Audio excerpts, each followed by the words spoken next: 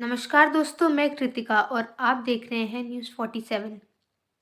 आज हम बात करेंगे 1857 के योद्धा नाना साहेब पेशवा के बारे में।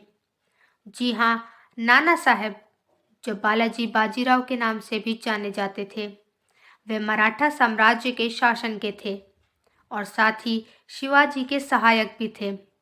और आपको बता दें, उनके शासनकाल में महाराष्ट्र का खूब विकास हुआ था। अंग्रेज़ों को भारत से बाहर निकालने में भी इनका महत्वपूर्ण योगदान रहा।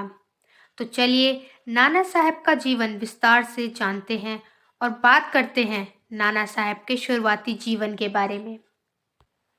नाना साहब का जन्म 19 मई 1824 को महाराष्ट्र में बिठूर जिले के वेडू गांव में हुआ था। उनका मूल नाम धोंदूपंत था। इनके पिता का नाम माधव नारायण भट्ट और माता का नाम गंगाबाई था। पिता माधव नारायण भट्ट पेशवा बाजीराव द्वितीय के सगे भाई थे। पेशवा बाजीराव द्वितीय निसंतान थे, तो उन्होंने नाना साहब को गोद ले लिया और उन्होंने ही उनकी शिक्षा दीक्षा का ध्यान रखा। बचपन में ही उन्होंने हाथी, घोड़े की सवारी और तलवार चलाना सीख लिया था और इन सब के अलावा उन्हें कई भाषाओं का ज्ञान भी था। चलिए बात करते हैं अब नाना साहब के योगदान के बारे में। अंग्रेजों के भारत में बढ़ते अत्याचार के कारण नाना साहब बेहद परेशान थे। उस समय लॉर्ड डलहौजी ने देश के ज़्यादातर हिस्सों को अपने कब्जे में लाने के लिए डॉक्ट्राइन ऑफ लैप्स की नीति लागू की, जिसके अंतर्गत भारतीयों को अंग्रेजों का शासन मानने का आदेश दिया गया था। इस तरह ईस्ट इंडिया कंपनी ने बहुत से राज्यों पर कब्जा कर लिया था, जिनमें से झांसी, अवध और नागपुर भी शामिल था। बाजीराव पेशवा को 8 लाख रुपए पेंशन के रूप में दिए जाते थे, लेकिन जब उनकी मृत्यु हुई उसके बाद तब अंग्रेजों ने उनके परिवार को यह पेंशन देना बंद कर दिया था। इतना ही नहीं, उन्होंने नाना साहब को उनका उत्तराधिकारी मानने से भी इनकार कर दिया था। यह नाना साहब को बर्दाश्त नहीं हुआ और उन्होंने अंग्रेज़ों के खिलाफ रणनीति बनाना शुरू कर दिया था। दोस्तों, ये बात 4 जून 1857 की है, जब कानपुर में सेना विद्रोह हुआ था।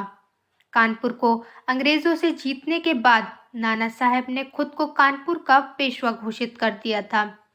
नाना साहब ने कानपुर के कलेक्टर चार्ल्स हिलरसन को अपने पक्ष में ले लिया और यह योजना बनाई कि अगर कानपुर में सेना विद्रोह होता है तो वो 15,000 सैनिकों के साथ उनकी मदद करेंगे।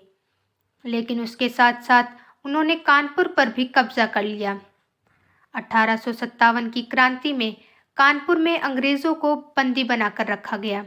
यह क्रांतिकारियों का अंग्रेज़ों के खिलाफ लिया गया सबसे बड़ा सफल विद्रोह था। लेकिन 16 जनवरी 1857 को जनरल हैवलॉक ने कानपुर को वापस कब्जे में ले लिया था।